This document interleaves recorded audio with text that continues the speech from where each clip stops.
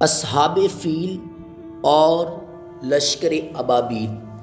یمن و حبشہ کا بادشاہ ابرہا تھا۔ اس نے شہر صنعاء میں ایک گرجا گھر بنایا تھا اور اس کی خواہش تھی کہ حج کرنے والے مکہ مکرمہ کے صنعاء میں آئیں اور اسی گرجا گھر کا طواف کریں اور یہی حج کا میلہ ہوا کرے۔ عرب خصوصاً قریشیوں کو یہ بات بہت شاق گزری، چنانچہ قریش کے قبیلہ بنو کنانہ کے ایک شخص نے آپے سے باہر ہو کر صنعاء کا سفر کیا اور ابرہا کے گرجا گھر میں داخل ہو کر پیشاب پہ خانہ کر دیا اور اس کے در و دیوار کو نجاست سے آلودہ کر ڈالا۔ اس حرکت پر ابرہا بادشاہ کو بہت طیش آیا اور اس نے کعبہ معظمہ کو ڈھا دینے کی قسم کھائی اور اس ارادہ سے اپنے لشکر لے کر روانہ ہو گیا۔ اس لشکر میں بہت سے ہاتھی تھے اور ان کا پیش رو ایک بہت بڑا پیکر ہاتھی تھا جس کا نام محمود تھا۔ ابرہا نے اپنی فوج لے کر مکہ مکرمہ پر چڑھائی کر دی اور اہل مکہ کے سب جانوروں کو اپنے قبضہ میں لے لیا، جس میں عبد المطلب کے اونٹ بھی تھے۔ یہی عبد المطلب جو ہمارے حضور خاتم النبیین صلی اللہ علیہ وسلم کے دادا ہیں، خانہ کعبہ کی متولی اور اہل مکہ کے سردار ہیں۔ یہ بہت ہی رعب و دار اور نہایت ہی جسیم و باشقوہ آدمی تھے۔ یہ ابرہا کے پاس آئے۔ ابرہا نے ان کی بہت تعظیم کی اور آنے کا مقصد پوچھا تو آپ نے فرمایا کہ میرا مطلب یہی ہے کہ تم میرے اونٹوں کو مجھے واپس دے دو۔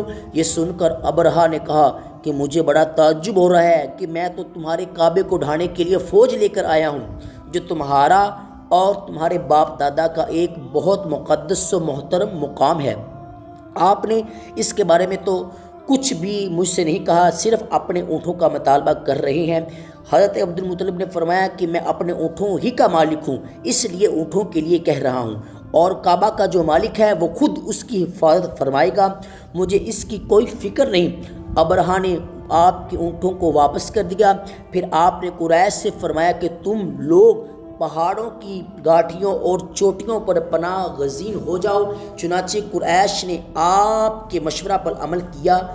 اس کے بعد حضرت عبد المطلب نے کعبہ کا دروازہ پکڑ کر بارگاہ الہی میں کعبہ کی حفاظت کے لیے خوب رو کر دعا مانگی اور دعا سے فارغ ہو کر آپ بھی اپنی قوم کے ساتھ پہاڑ کی چوٹی پر چڑھ گئے۔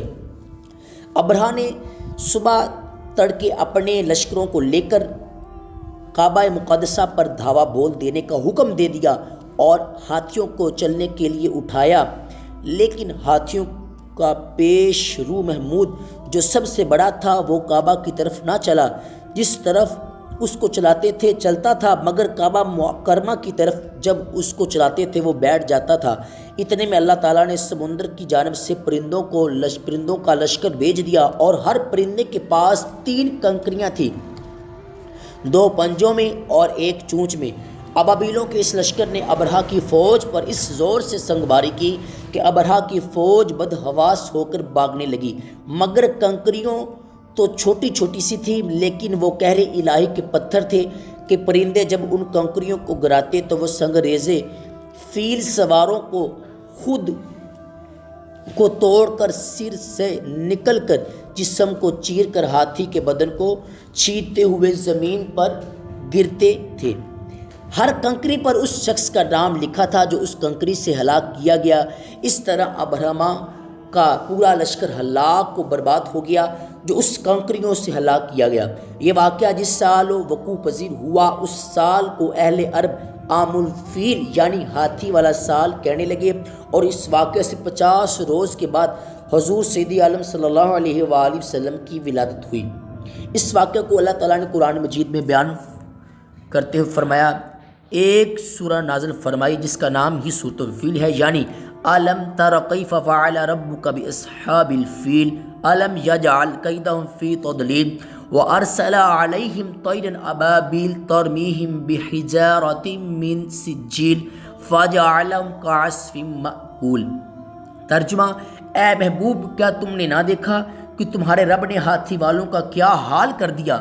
کیا ان کی خفیہ تدبیر کو تباہی میں ڈال دیا اور ان پر پرندوں کے لشکروں کو بھیج دیا کہ انہیں کنکر کے پتھروں سے ماریں تو انہیں ایسا کر ڈالا جیسے کھائی ہوئی کھیتی کی پتی۔